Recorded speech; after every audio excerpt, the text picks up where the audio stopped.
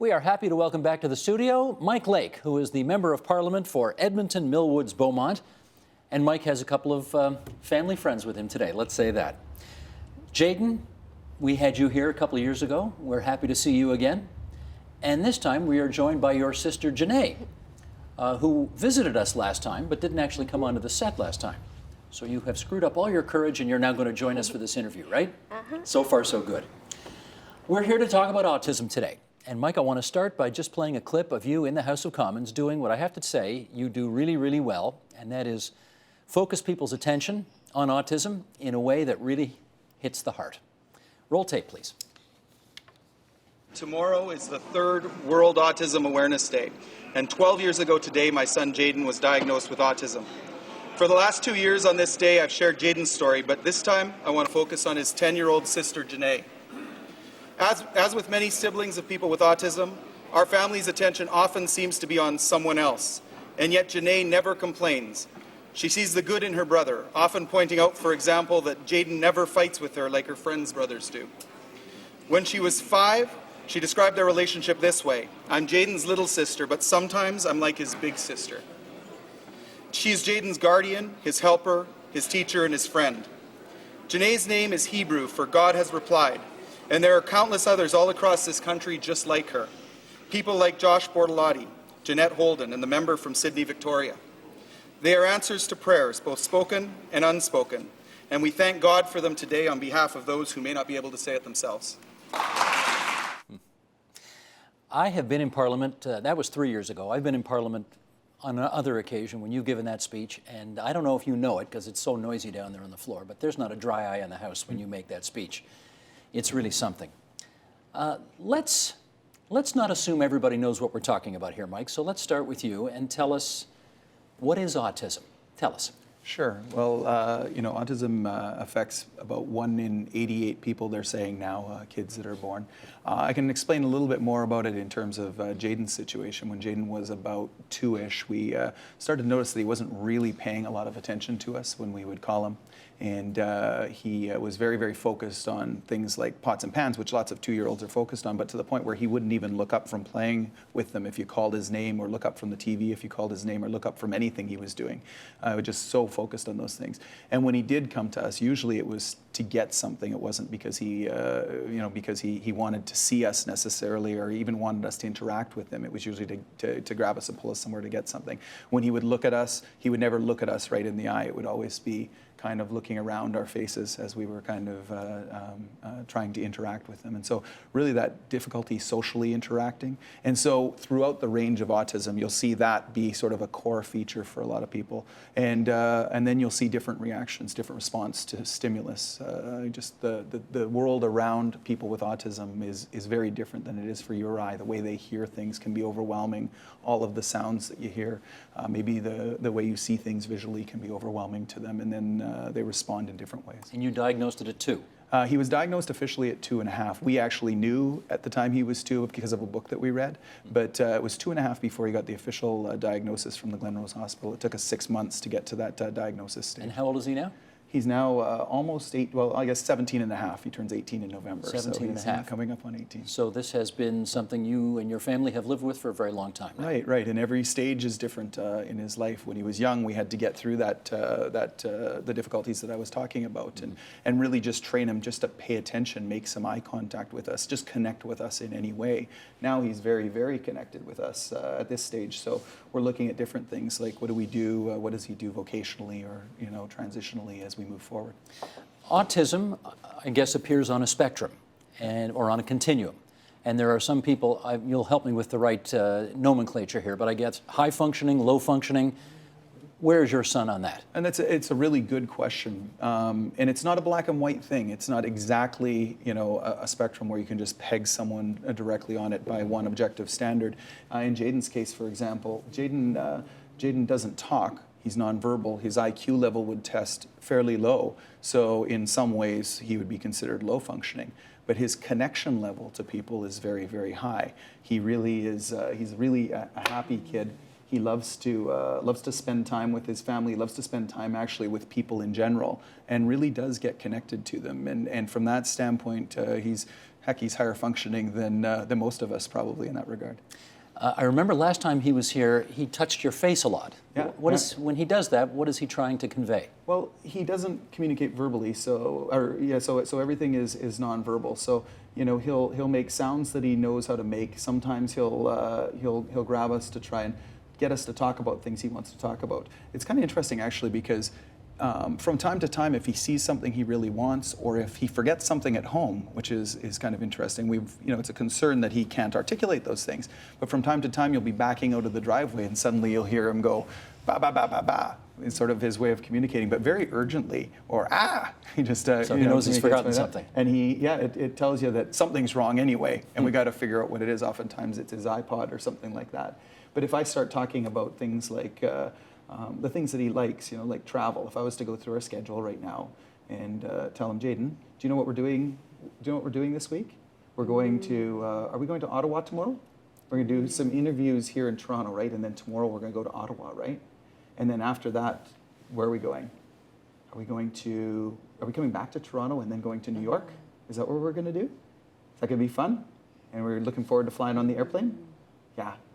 So he likes to know what the schedule is. He understands you, obviously. He does. He totally understands, and that's actually funny. He loves maps, so he'll look at the map, and he's got a little dot on the map everywhere we've been in North America in his bedroom. And so, as I'm talking about maps, you've been to all sorts of places, haven't you? And so, we've got little dots on his map everywhere he's been. And if we point out a city that he knows about and ask him to point it out on the map, he doesn't even have to think about it. He knows exactly where it is. Okay, Jenae, you ready? Okay. What's it like having a brother with autism? Well, there's definitely positives, and there's also challenges to having a brother with autism. Some of the positives are like some of my friends, they have older brothers who obviously don't have autism, and they're like embarrassed to be around their little sisters and stuff like that. But Jaden, he's never like embarrassed to be seen with me, and if we're walking in like a public place or something, he'll just grab my hand and walk next to me and stuff. But then there's also like challenges and stuff too. So like sometimes I'll be babysitting him and I'll give him a word search puzzle or something and sit him at the table. Then I'll sit on the couch next to him and I'll get playing on like my iPod or something or watching a show. And then I'll realize like an hour later or something that I didn't tell him to switch activities. And Jaden needs to be prompted to like switch activities and stuff like that. So then he'll either still be doing the same activity, or if he has like markers to do his word searches or something, a couple times he's colored his entire arm and hand, and then I'm like, whoops. And when mom and dad come home and have discovered this, is there trouble for the sister? Not tons. They're just like, did you tell him to switch stuff? And I'm like, I might have. Let's just say things like that have happened to us too. Oh, okay. So I think we've all at times discovered Jaden has decided to do some body art on himself with his felt. Now, Jenae, he's 17 and a half, and you are? I'm 13. You're 13. A half-ish or more. I don't know. Almost 14. Almost 14. Do you two go to the same school? Yes. You do. I want to know about your friends, or perhaps even better, the people who aren't your friends.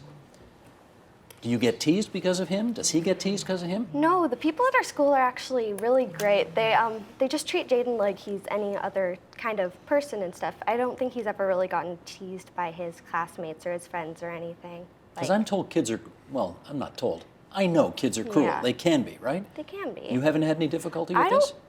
I haven't really had any difficulty with it. Most of my friends are pretty understanding, and his friends are pretty understanding. Now, I notice you're wearing that pin, which is the puzzle piece. What's that supposed to signify? Well, I think it signifies that autism is kind of like a puzzle, and they keep on finding little pieces about it, and they haven't exactly solved the whole puzzle to autism yet. So, yeah. So you work on finding how the pieces of the puzzle work out. I'm going to ask you a really hard question here, okay? Okay. I know you can handle it, which is why I'm giving you the heads up on it ahead of time. Do you ever sometimes wish that your brother was quote unquote normal, like every other kid? Well, Honestly, since Jaden was diagnosed with autism before I was born, I don't exactly know what a normal brother is like. So Jaden kind of is my normal, like having autism and stuff. So I don't really wish that he was normal or anything. You like him the way he is? If he was like, if he didn't have autism anymore, or it was like cured or something, he wouldn't be the same as like Jaden was now. That's good. I couldn't have said that better myself. I'm Alva Klimt here myself, I must say. Wow. Mike, I'm going to go out on a limb here and assume that your son requires a lot more immediate attention from you and your wife than your daughter does.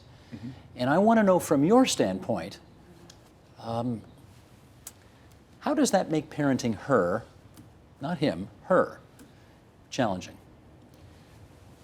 That's an interesting question. Actually, I think in some ways it makes it easier, as strange as that might be to say. I mean, you've kind of asked her some questions here, and she's given some answers that, to me, seem beyond 13. And I think a lot of that is because of the experience that she's had growing up with Jaden. We see it actually with the kids in the school as well. It seems surprising that, you might hear that Jaden doesn't get picked on a lot at school. But it's partly because he's in a kindergarten to grade 12 school, and the kids that are with him, he's in a regular grade 11 classroom now, they've grown up with him. And so they've known him right from the start. It's all they've known. And so for him, or for them, it doesn't really seem that different to them. And when a new child comes into the class, a new kid comes into the class, all the other kids, they would never let Jaden get picked on, so they all know him. And I think for Jenae, it's as she says, it's sort of all she's known growing up, and she really has been fantastic. Now, I would say that certainly there are conversations that we have with Jenae that are a little bit different than parents would have with kids, as they grow towards 13 years old. Like for what? example, one day we're not going to be around, and it's going to be her and Jaden, right? Because kids with autism live the same life expectancy that anybody else lives. And so there's a conversation that we've had from time to time, gently, that says, you understand that you're one day going to be his only family member, in a sense. And she totally gets it, actually, amazingly understands that sort of the responsibility that comes with that. Jenae, do you get what that means? Yeah, sort of. Like, I know he'll have other family members and stuff too, but I'll probably be one of his closest family members and stuff. And if my parents aren't around and he needs someone to take care of them, then that might kind of end up being somewhat my responsibility in some ways, but probably won't be fully or anything. We have nieces and nephews. He has nieces and nephews that are pretty close as well, in extended family, and so. And not for a long time, we hope, right? Yeah. Not for a long time. Jenae, I wanted to follow up on something that I just asked your dad as well, which is every kid wants his or her appropriate share of attention from his or her mom or dad. And my hunch is, because of your brother's needs, you don't get a lot of attention, or as much as other kids who only have one sibling get. Is that true? At home, I'd probably say I do get a fair amount of attention. Honestly, in public, I'm kind of good with Jaden taking the attention away from me in some ways, because I'm not a super talkative person or anything. You are a bit shy, aren't you? If the attention's taken away from me to focus on Jaden, I'm just kind of like, okay, good. I don't have to talk to quite as many people.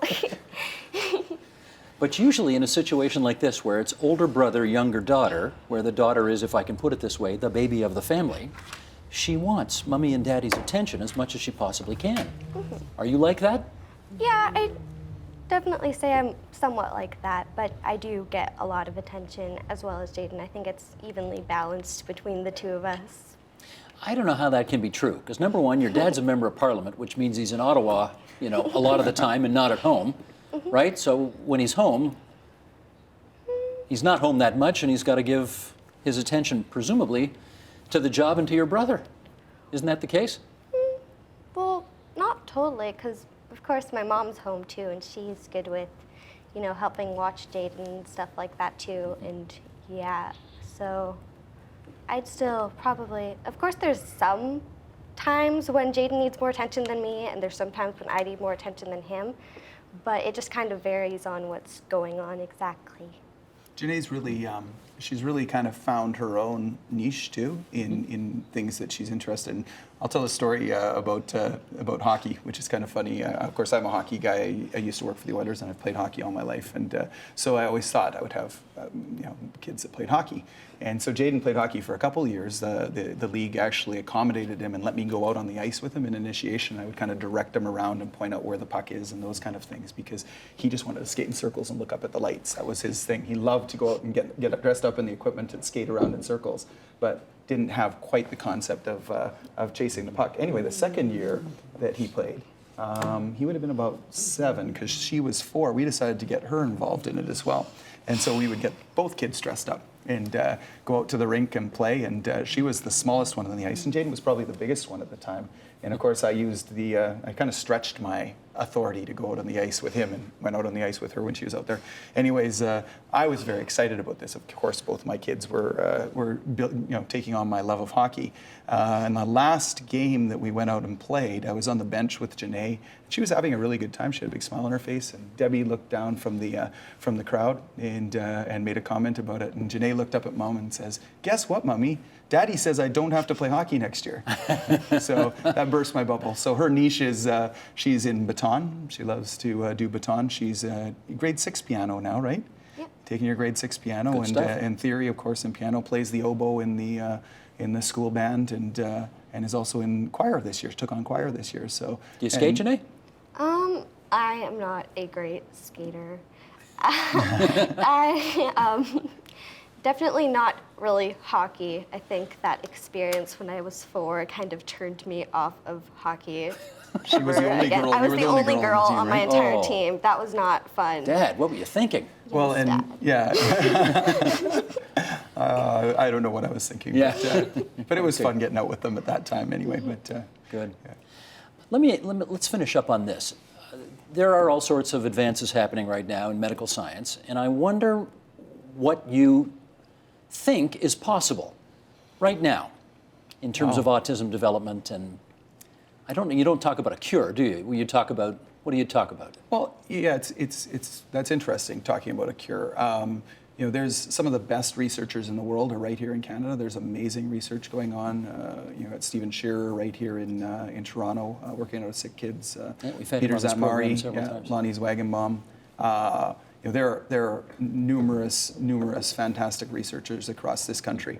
I think that when you think about Jaden, for example, and Jenae touched on this earlier, we can't imagine Jaden without autism. Can we imagine addressing some of the issues Jaden faces? Absolutely. There are certain things that are challenges. Would I love to hear what Jaden has to say if he could communicate? Absolutely. But would I want to lose everything about Jaden that's so unique? I wouldn't want to lose it all. And so certainly as that research progresses, the genetic research, the research on therapies and ways to deal with it, certainly it's going to make life better for people with autism, families dealing with autism. It'll create opportunities, better opportunities for adults with autism to work and be understood and to be trained to work and contribute. So certainly there are lots and lots of opportunities out there, and we're right on the cusp of those opportunities. But are those medical developments focused on understanding why autism happens so that we can avoid having it happen ever again? Well, certainly the work Dr. Shearer is doing at the genetic level is very much focused on that, and then we can figure out ways to treat it at the genetic level. Of course, Dr. Shearer would be better to speak to the technical expertise there, but certainly he's made some phenomenal strides in that direction. But do you know why Jaden was born with autism? You know what? That's a really good question. I don't know everything about why Jaden was born with autism, but I would say that I'm pretty confident that there's a genetic component to it. You see, 5 times more boys, for example, than girls have it. One thing that when you talk to other dads, particularly of children with autism, they'll tell you, as I've discovered, that you learn a lot about yourself too, and some of the things that were sort of idiosyncrasies for you as you were growing up. You kind of see them thrown way out of whack with our kids and our sons, and so particularly. And so there's no question in my mind that there's a genetic component to it. But I'll leave it to the experts to actually find out what that is, and thankfully we have some real phenomenal people working on it here in Canada. Jenae, last question for you. What do you think is the most important thing the rest of us need to know about being the sibling of someone with autism? Well, I guess being a sibling of someone with autism, I guess it's focused around kind of making sure that I guess being the sibling of someone with autism, it actually is more focused around making sure that your sibling is always like okay and stuff, and that, you know, you're there for them whenever they need anything, and yeah, that type of thing. Every time I've been with you, you've been in a really good mood. Are you always in a good mood? Not always, Not always? but yeah. You seem like a very happy kid. I am a happy kid, definitely. So you don't let the tough stuff get you down? No, there's good stuff that kind of erases the tough stuff. There's more good stuff than bad. Nice job to Mike and Deb. Yeah, you got a couple of really special kids there. That's great. That's great. Mike Lake, Edmonton MP, along with Jaden and Jenae. It's really good of you guys to come visit us here at TVO again. Thanks a lot. Thanks for having us. Support Ontario's public television. Donate at tvo.org.